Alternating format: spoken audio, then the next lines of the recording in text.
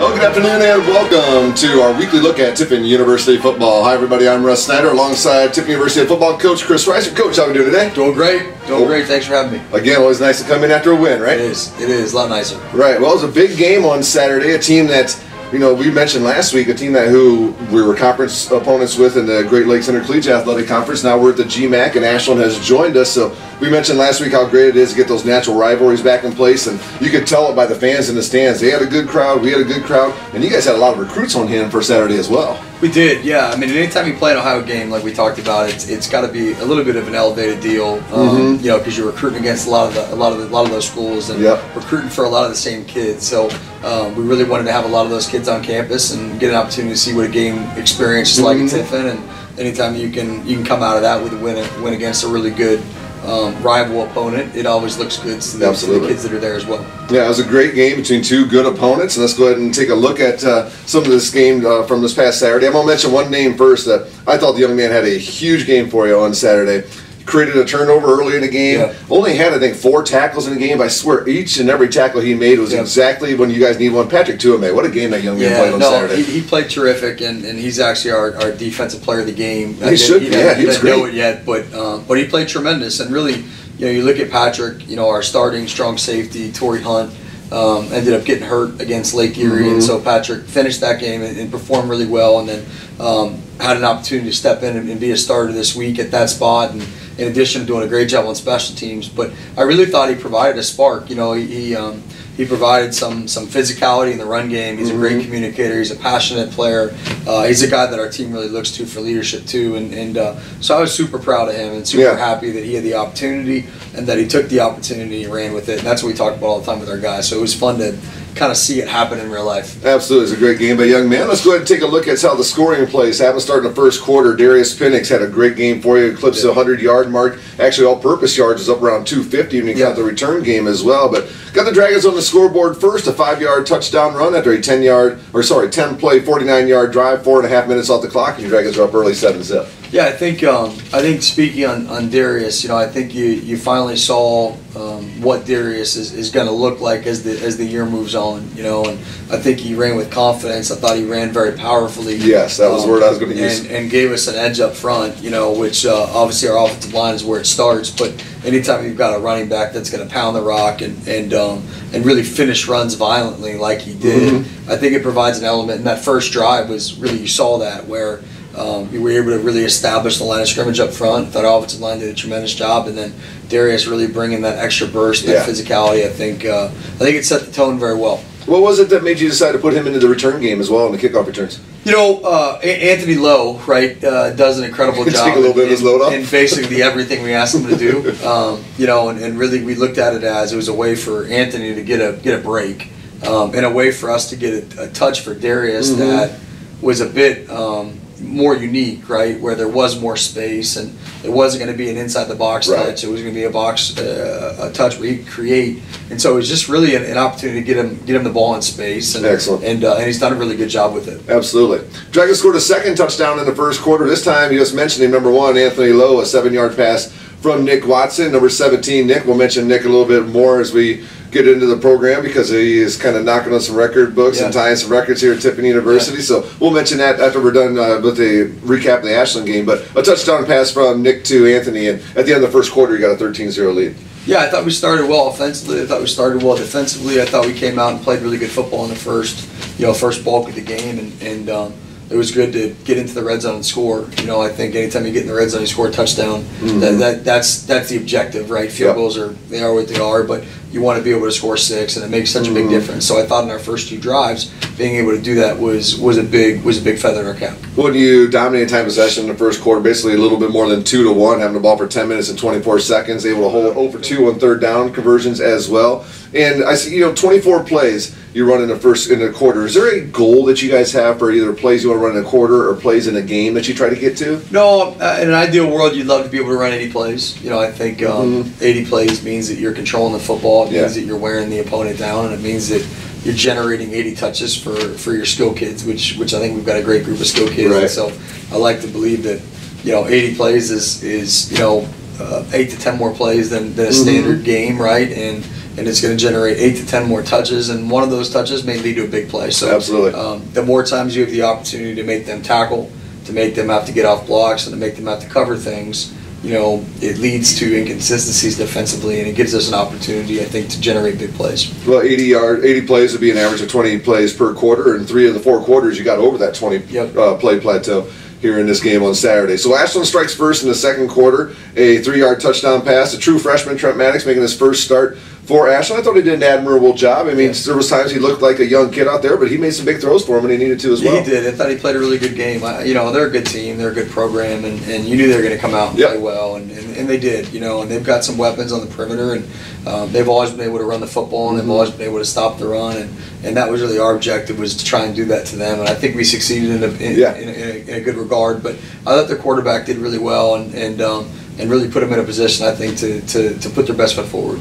Well, Anthony Lowe with another touchdown pass, this time 39 yards from Nick Watson, a 4-play, 45-yard drive, just a little over a minute off the clock, and now your Dragons stretch your lead to 20-7. Yeah, it's a big play. They had scored, and then to go back down and answer, and Anthony on 4th and 3 or 4th and 4, I believe it was, and got man coverage, and he's hard to cover, and the protection was terrific, and he caught the football and obviously made the corner miss, and then made a really good play in their free safety too, and got the ball into the end zone. So it was a special play by a special guy, but I thought seems to be regular now. Yeah, but I thought the execution was really, really clean offensively, so it was good to see that. Then you mentioned the 4th down conversion. You guys, I'm not sure exactly what the numbers are, but you guys have been fantastic on 4th down. Some of that is situational, having short 4th downs to try to manage, field position where you're out in the field, game time, all that. But what do you attribute it to that you guys have been so successful in 4th down? Is it just that extra 1-2 that the guys have? Well, I think we've presented ourselves opportunities where it's been 4th and 1, 4th and 2, 4th and 3, 4th and 4, and our players really pride themselves on their ability to get a first down when the chips are down, right? When it's 4th and 1 or 2, to be able to really overpower the team across from us and get that done. And I thought our execution was really good in those D&Ds, that's when it has to be best, and so we put a lot of emphasis on it, but to see that come to fruition has been a very rewarding thing. That's a situation where I'm sure the guys in the huddle look at each other like, we need 1. Yep. We need 1 yard. Yep. Who's going to man up? Let's go get it. Just got to find a way to get it done, and every man block 1 and every great man block 2. That's right. There you go. So you can get first downs that way. So we move after the half into the start of the 3rd quarter. We also mentioned real quick at the half, you were in the locker room, but we had a little celebration for our Tiffin University women's basketball team that made a Sweet 16 run. So congratulations to Coach Miriam Justine and her kids. It'll be real fun to see what they do this coming year. So it was pretty neat to get to celebrate them. 3rd quarter, then Ashland scores a touchdown run from 11 yards out, a 4-play, 77-yard drive with some big plays mixed in. Now they're back within 6, 20-14. Then the Dragons answer again. This time Darius Penix for the 2nd time, 2 yards out. A nice drive, 10 plays, 75 yards. I know you like those long drives with the big yards per play drives. 3.5 minutes off the clock, and now the Dragons are up 27-14 as you had finished 3rd. Yeah, I think anytime that we needed to answer, we answered. That to me was one of the big things in the game, where I thought that when they had responded, we responded right back, and I'm proud of our team for being able to do that, whether it's offense or defense. And I thought that there were times in the game where our back was against the wall in some semblance, and I thought we really continued to fight. That's really big. Right. We talked about it 2 weeks ago. It's just fighting, right? Finding a way to win by 1 point, or like you said, get 1 yard, or find a way to whatever's asked of us to get it done. Absolutely. And I thought our guys, they battled, they fought, they found a way to win a football game, and it wasn't pretty. And there's a lot of things that we got to get better at, a lot of things we got to fix. But man, I think that stands out, our ability to fight and finish. And I was very proud of that. Well, you look at second half and you have a lead, you got to control the football, put teams away. And 3 of 4 on 3rd downs in the 3rd quarter. That's huge, because every first down could mean a minute and a half, 2 minutes off the clock as the team's trying to battle back from behind. And you're able to hold them to 1 of 4 on 3rd downs. And that's sometimes the 3rd down statistics can just stand out so much in a football game. Yeah, no, and this was a game like that. There's no doubt about it. This was definitely a game like that. We really felt like control the line and create 3rd and short and mediums on offense, and create 3rd and longs on defense, and kind of hang on, and we did that. And so I really thought we executed what we had, holistically thought was going to happen throughout the game, and it came to fruition. Big wide receiver for Ashland scores the final score of the game with 4.5 minutes left to go. McLaughlin, a big 6'5" wide receiver, tough matchup for probably any defensive back in the league. But they get it back to within 6 points, and that's as close as they got as your Dragons were able to close them out and take home the 27-21 victory. Yep. No, our defense did a great job finishing out at the end, and got a big stop on 4th down. Right? And Jacob MERTUS got a pressure on the quarterback. Yeah, that was a great play. Coverage, and everybody was covered up, and so it was total team defense. And so just to end the game in that fashion, I thought was pretty neat, you know, and to get out of there with a win against a really good team with great tradition, and to do it at home in front of our fans, in the atmosphere, I think is nothing better.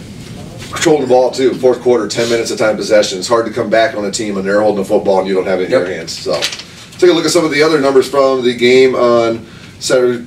Coach mentioned possibly 80 plays. Got to 77. That's pretty darn close. Almost a 10-minute time of possession advantage.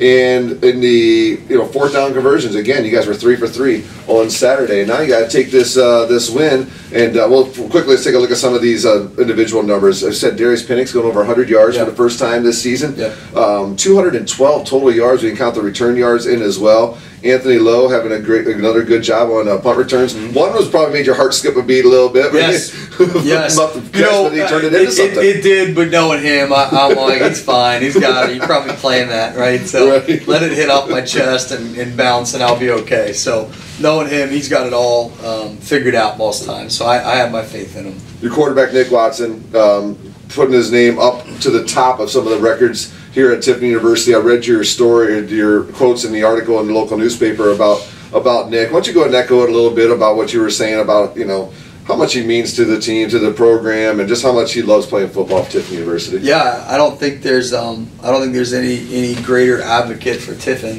in the school, the town, the program than Nick. And for him to have the success that he's had here, and the amount of pride that he takes in the program and in the school, and just to kind of see it be glorified is really unique and really fun.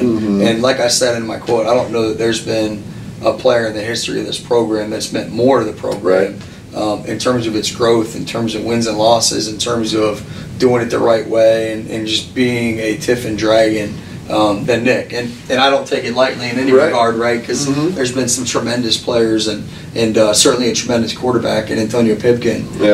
And for Nick and he to be considered in the same line, I think is really a great honor for Nick. But man, just the intangibles and what he's brought to Tiffin, and the amount of pride that he has in what we're building and how we've built it, I think makes him one of the greatest Dragons to ever put on the jersey. You mentioned the word pride. I'm sure the offensive linemen that have played with Nick, and tight ends, wideouts, all these guys, when they come back as alumni and come on campus and they look at the program and see, oh yeah, Nick Watson there, I blocked for him for 3 years, or I had one game I had 8 catches again, so it's pretty cool. The pride, you're going to feel it. That's a great thing about football, is it's such a team game. It's 11 guys on the field with one positive goal, that it is a sense of pride that's felt by everybody that has something to do with the program while he was here. So that's the awesome part. Yeah, anytime you have a skill guy that breaks a record, right, there's a multitude of offensive linemen in front of him. Yeah, you can't do it yourself. And skill guys outside with them. And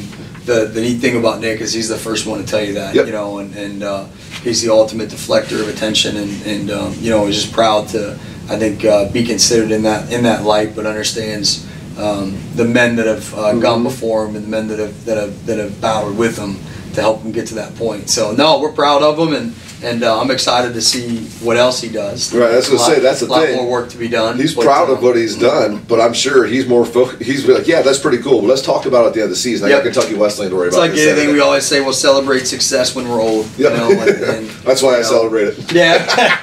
When we come back on a reunion 8,000, whatever. We'll think about it then. But right now we're in the moment, and we're playing. It's just cool to be a part of success. When I first started here at Tiffin University, there wasn't a lot of it, and it's a lot of fun to be a part of the success. Let's keep that success going this Saturday. The Dragons, another road test. I believe it's our farthest road trip this year. Going down to Kentucky Wesleyan. The team got their first GMAC win last week. at Walsh, and it's never easy to go on the road and win in conference. You know that as well as anybody. When you look at the other 2 losses in conference, they only lost to Ohio Dominican by 2, Yep. and they only lost to Finley on the road by 12. So this is a team that's been in football games and got their first win last week. So they're going to pose some challenges for you on the road this Saturday. No, they're 3-4, but really when you look at the 4 losses, I mean, they combined records like 21-7. Yeah. So they're a good football team. You know, they really are, and that can't get lost in any regard. I think they've done a great job of developing their program, and they pose some really unique challenges defensively. I think they're a really good unit, one of the better ones that we've seen. You know, and offensively, you know, I think they really have things clicking on that side of the ball too. So